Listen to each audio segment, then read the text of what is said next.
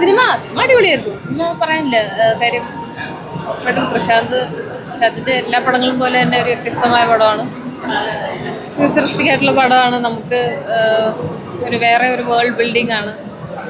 അപ്പോൾ നമുക്ക് പ്രോബ്ലി ഫ്യൂച്ചറിലുള്ള ഒരു ലോകത്തെ പറ്റി ഒരു ചെറിയ ഐഡിയ തരുന്നത്, അല്ലെങ്കിൽ പ്രോബ്ലി ഇങ്ങനെ ആവാതിരിക്കാം, നമുക്കങ്ങനെ ഒരു വേറൊരു ഇമാജിനേഷനിൽ കൊണ്ടെത്തിക്കുന്ന ഒരു സിനിമയാണ്. എല്ലാവരുടെയും പെർഫോമൻസ് ഭയങ്കര അത് കമന്റബിൾ ആണ്. എല്ലാവരും അടിപൊളിയായിട്ട് ചെയ്തിട്ടുണ്ട്.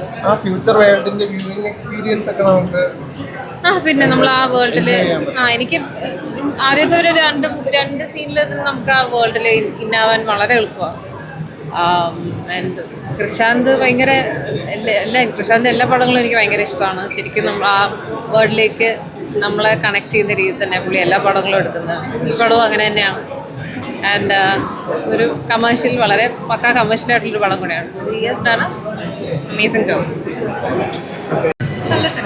നല്ല സിനിമയാണ്.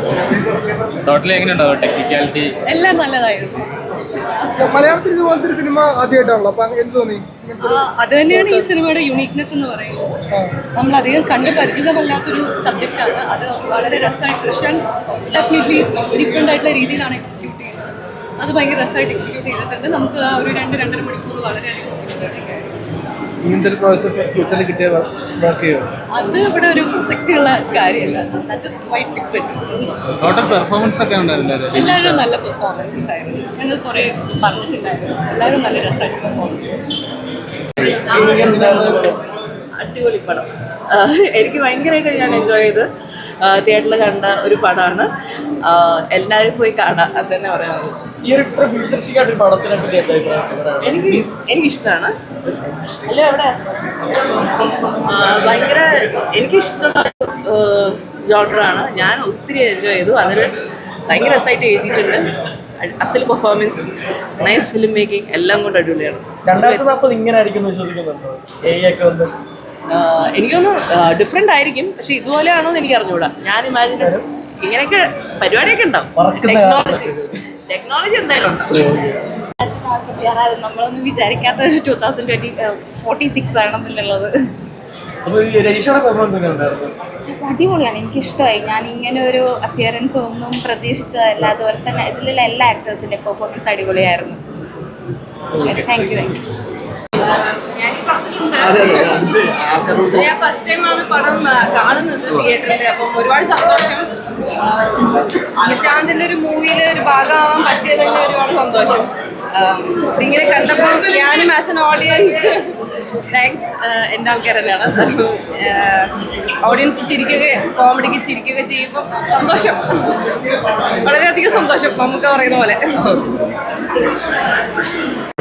അയ്യോ പടം അടിപൊളി, സൂപ്പറാണ്.